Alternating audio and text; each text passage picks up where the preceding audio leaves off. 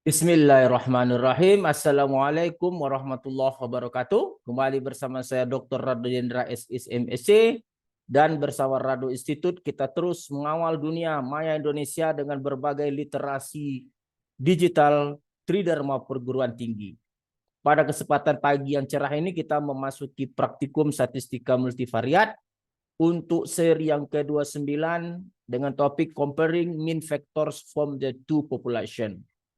Jadi mata kuliah statistik multivariat itu akan kita coba terus hasilkan praktikum-praktikum yang akan menyelesaikan masalah yang kita jumpai dalam materi perkuliahan statistika multivariat dengan menggunakan software R.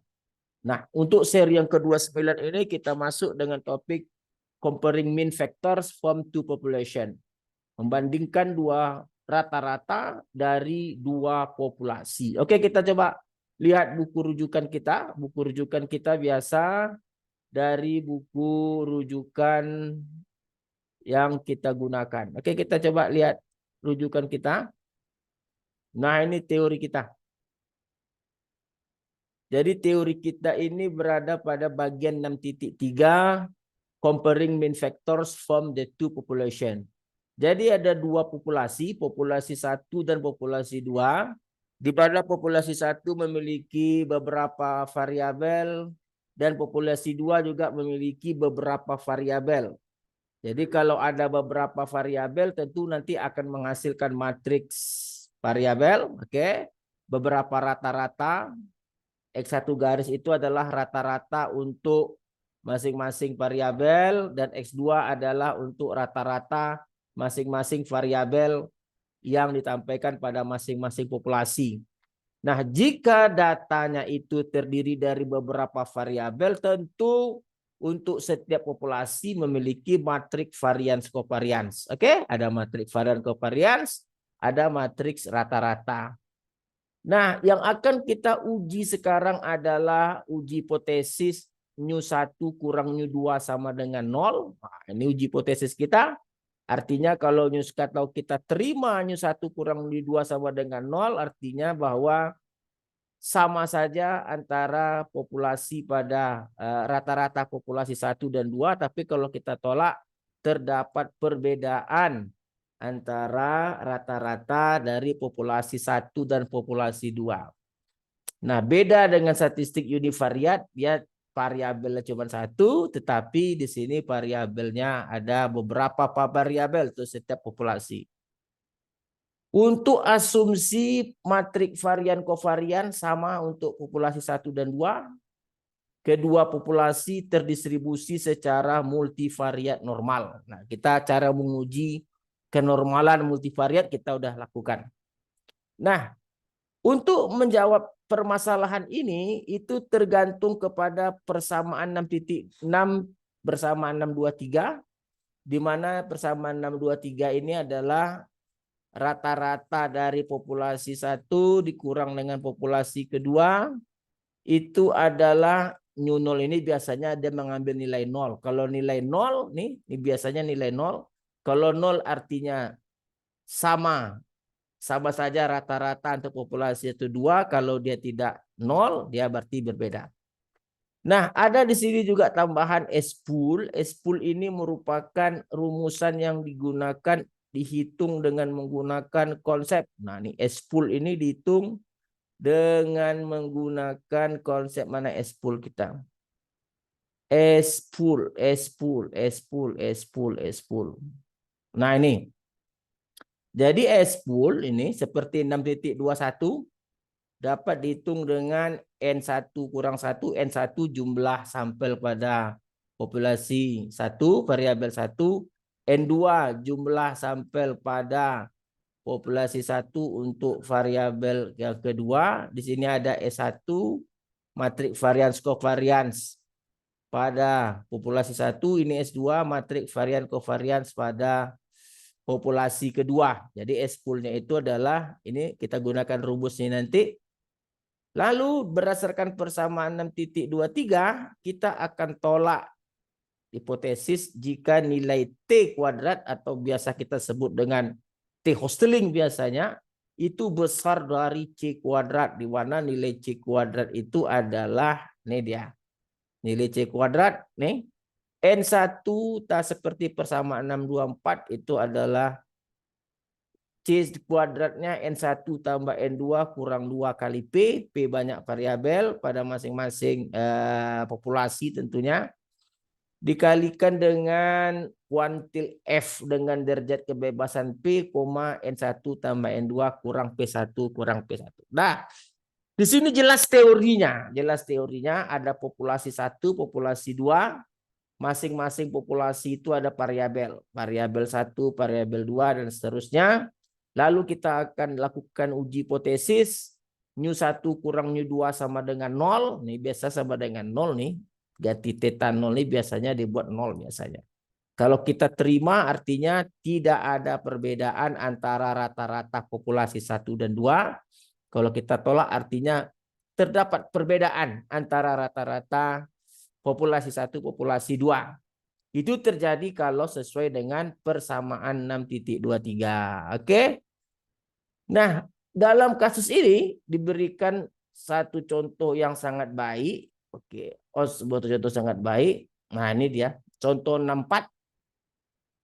Ada N1 bernilai 45, N2 bernilai 55. Ini X1 garis. Matriks rata-ratanya ada dua variabel pada populasi 1. Pada populasi 2 juga ada dua variabel. Ini adalah matriks varians kovarian S1, ini matriks varians kovarian S2. Lalu dari nilai informasi ini sudah mudah kita lakukan penghitungan. Apakah kita akan terima atau tolak hipotesis? Tentu dengan mendapatkan S-pool terlebih dahulu. Ini S-pool kita. Setelah dapat S-pool kita cari T hosteling. Lalu kita cari nilai C kuadratnya sebagai pembanding. Oke. Lalu kita akan putuskan apakah T hosteling itu besar dari nilai C kuadrat. Nah, seperti biasa juga kita dapat menentukan interval confidence interval kepercayaan untuk variabel 1 yang terutama pada baris ke-1 ini untuk variabel 1, ini rata-rata untuk variabel 2. Oke. Mu11 artinya rata-rata variabel 1 pada populasi 1. Ini rata-rata variabel 1 pada populasi kedua. Oke. Ini nilai C kuadrat. Oke, ini nilai. Nah, ini pada nilai S-pool. Pada S-pool ambillah diagonal utamanya. Diagonal utama. Oke. Kalau dia yang pertama tentu yang pertama. Lalu interval yang kedua. Nah, ini yang kedua. Ini adalah rata-rata variabel kedua untuk populasi 1. Ini rata-rata variabel kedua untuk populasi kedua. Ini nilai C kuadrat dan ini nilai diagonal utama pada S-pool yang berada pada sudut kanan paling bawah. Kalau yang di atas tadi sudut kiri paling atas, ambillah diagonal utama dari S-pool yang kita cari. Ini rumus S-pool. Wah, sangat mudah ya. Oke. Nah, ini akan kita selesaikan konsep ini dengan menggunakan R. Seperti biasa R. Kita lihat stop share. Kita ambil share nilai R kita. Share R. Nah, ini nilai R kita. Nah, dalam R biasa kita masukkan rata-rata MN1. Nih, pada soal tadi kan ada X1 garis, kita sebut MN1. Ini rata-rata MN2. Oke, lalu variasi 1 matriks varians kovarian S1. Ini S2. Nilai N1 45, nilai N2-nya 55. Lalu kita cari S-pool dengan rumus N1 kurang 1 dibagi dengan N1 tambah N2 kurang 1 kali dengan varian 1 ditambah dengan N2 kurang 1 dibagi N1 tambah N2 kurang 2 kali dengan varian 2. Oke, ini P jumlah variabel, ini nilai alfa. Lalu kita dapatkan nilai T Hosteling dengan cara transpose dari matriks rata-rata 1 kurang rata-rata 2 dikali dengan solve inverse dari 1/n1 tambah 1/n2 kali S pool dikali dengan Mn1 Mn2. Lalu kita bandingkan dengan nilai C2. C2 itu N1 tambah N2 kurang 2 dikali dengan P dibagi dengan N1 tambah N2 kurang P kurang 1. Kuantil F untuk derajat kebebasan 1 kurang alfa. Ingat dalam R, kalau di buku dia pakai alfa 0,05, di R yang ada 1 kurang alfanya. Derajat kebebasan P 1, derajat kebebasan keduanya, derajat kebebasan 1 P, derajat kebebasan 2 N1 tambah N2 kurang P kurang 1. Oke, kita coba runkan matrik kita semua. Kita coba run. Oke, konsol. Nah, ini dia. Jadi kalau kita mau tahu Mn1 ini seperti yang di teori. Oke, caps lock Mn1 ini adalah matriks rata-rata 1, Mn2 matriks rata-rata untuk rata-rata populasi 2, matriks varian kovarian 1 atau S1, matriks varian kovarian 2 atau S2. Nah, ini N1, N2. N1-nya 45, of course, N2-nya 55. Oke. Lalu S pool. Nah, ini S pool. Kita dapatkan S pool. Ini S pool kita. Lalu setelah dapat S pool, dapatkan nilai P. P itu adalah banyak variabel. Oke, ini P. Ini alfa kita. Alfa 0, salah. Alfa pakai apa? F. Alfa. Ini alfa 0,05. Lalu kita dapatkan nilai T2. Oke, nilai T2 atau T Hosteling T2. Oke, nilai T kita 16. Nilai C2 kita sebagai pembanding C2. Nah, karena besar lagi T2 pada C2, maka kita tolaklah hipotesis tadi. Artinya bahwa memang terdapat perbedaan antara rata-rata pada populasi 1 dan rata-rata pada populasi 2. Nah, jelas sekali konsepnya. Jelas sekali konsepnya yang kita bahas dalam praktikum seri ke-29. Lalu seperti selanjutnya, kita akan dapatkan batas interval. Oke, batas interval untuk batas bawah populasi 1 ini dia. Dan ini batas atas untuk populasi 1. Nah, untuk batas bawah tentu kita ambil rata-rata 1 baris pertamanya, lalu rata-rata 2 baris pertamanya saja, lalu dikali akar C2 dan akar. Nah, ini dia akar diagonal, ambil nilai diagonal pada matriks pool. Diagonal itu dari sudut kiri atas ke sudut kanan bawah, ambil yang pertama. Oke, lalu diakarkan kali dengan 1/n1 tambah 1/n2. Itu batas bawah menggunakan tanda kurang. Nah, batas atas dia menggunakan tanda tambah. Sip, tambah. Ini dia, batas atas. Lalu batas bawah untuk populasi 2 yang kita ambil adalah Mn1 tapi baris keduanya. Mn2 juga baris keduanya karena baris kedua variabel 2. Oke?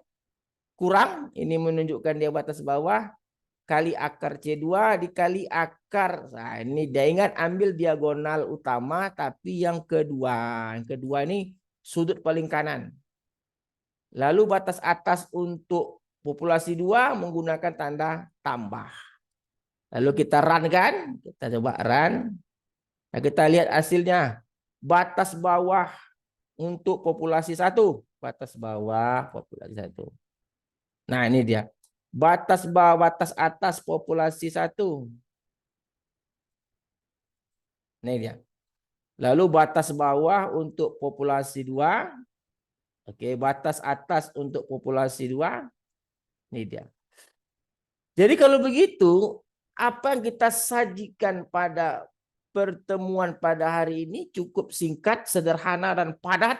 Tentunya dengan bantuan R kita dapat menampakkan, melihatkan pada mahasiswa apa itu batas interval, apa itu T-Hosteling, apa itu nilai C2, kita dapat menjawab dengan baik. Oke, saya rasa praktikum seri ke-29 ini sangat baik sekali kita lakukan. Kita telah dapat memastikan bahwa tolaklah hipotesis nol, artinya memang berbeda antara rata-rata dari populasi 1 dan populasi 2. Kita tahu tadi populasi 1 ada 2 variabel, populasi 2 juga ada variabel. Oke, kita rehat dulu. Jumpa lagi pada sesi-sesi berikutnya. Assalamualaikum warahmatullahi wabarakatuh.